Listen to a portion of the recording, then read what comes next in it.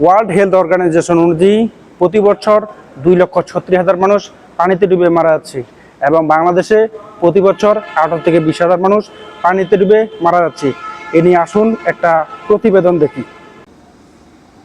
সাঁতারের ইতিহাস প্রাচীন, প্রায় 4,000 বছর আগেও মানুষ সাঁতার কাটত। আধুনিক ক্রীড়া হিসেবে সাঁতার প্রথম অলিম্পিক গেমসে যুক্ত হয় 1896 সালে, শুধুমাত্র পুরুষের জন্য। সাঁতারের উপকারিতা: সাঁতার শারীরিক ফিটনেস বৃদ্ধি করে, এটি পুরো শরীরের জন্য অবশ্যই ব্যায়াম। ফুসফুস ও হার্ট শক্তিশালী করে, ওজন কমাতেও সাহায্য করে, স্ট্রোক কমায় ও মানসিক স্বাস্থ্য উন্নয়ন করে, জীবন রক্ষা করতে পারে।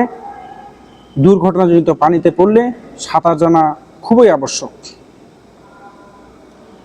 ডুবে যাওয়ার ফলে সবচেয়ে সাধারণ মানুষগুলোর মধ্যে অন্যতম শিশুগুলো ডুবে মারা যাচ্ছে। ছোটবেলা থেকে সাঁতার শেখানো উচিত। স্কুল পর্যায়ে সাঁতার শেখানো বাধ্যতামূলক করা উচিত। ডুবে যাওয়া রোধে সচেতন হওয়া উচিত। নিরাপদ পুকুর, খাল ও নদীর পাড়ে প্রাচীর বা সতর্কতা চিহ্ন অবলম্বন করা উচিত। স্কুলগুলোতে সাঁতার শেখানোর প্রশিক্ষণ অন্তর্ভুক্ত করতে পারলে মৃত্যুর হার 50 থেকে 90% পর্যন্ত কমানো সম্ভব বলে আশা করা যাচ্ছে।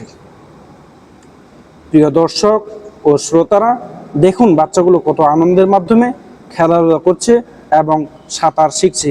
এখানে ছোট এবং বড় উভয় শ্রেণীর ছেলে আছে। পৃথিবীর প্রতিটি পিতামাতাকে অবশ্যই সচেতন হওয়া উচিত বাচ্চাদের জন্য। বাংলাদেশের অধিকাংশ অঞ্চলে ছেলেগুলো মেট্রিক পরীক্ষা দিয়েছিল, অথচ সাঁতার না জানার কারণে পুকুরে গিয়ে মারা গিয়েছে, অথচ পরীক্ষার রেজাল্ট পাস এসেছে। তাহলে মৃত্যু রোধ করার জন্য অবশ্যই প্রত্যেক পিতামাতাকে সচেতন হওয়া উচিত। শুধু বাংলাদেশের নয়, পৃথিবীর পুরো মানুষ যদি একটু সচেতন হয় তাহলেই এই মৃত্যু রোধ করা সম্ভব বলে আমি মনে করি।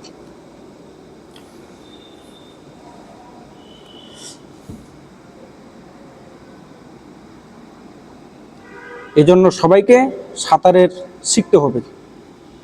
সাঁতার খুবই একটি গুরুত্বপূর্ণ ব্যায়াম। শরীর ফিটনেস রাখে, বডি স্বাস্থ্য ভালো রাখে এবং সুস্বাস্থ্য অর্জন করার জন্য সাঁতারের ভূমিকা অনেক। এজন্য আসুন আমরা সবাই মিলে একটু সচেতন হয়ে আমাদের শিশুদের প্রতি সাঁতার শেখাই এবং নিজেও শিখি। কারণ শুধু শিশুরাই যে মারা যায় তা নয়, এমনকি একটা বৃদ্ধ মানুষ পর্যন্ত যদি পানিতে নামে, যদি সে সাঁতার না শিখে, তাহলে অবশ্যই তার মৃত্যুর সম্ভাবনা রয়েছে। এই জন্য সকল মানুষকে সচেতন হওয়ার জন্য আহ্বান জানাচ্ছি।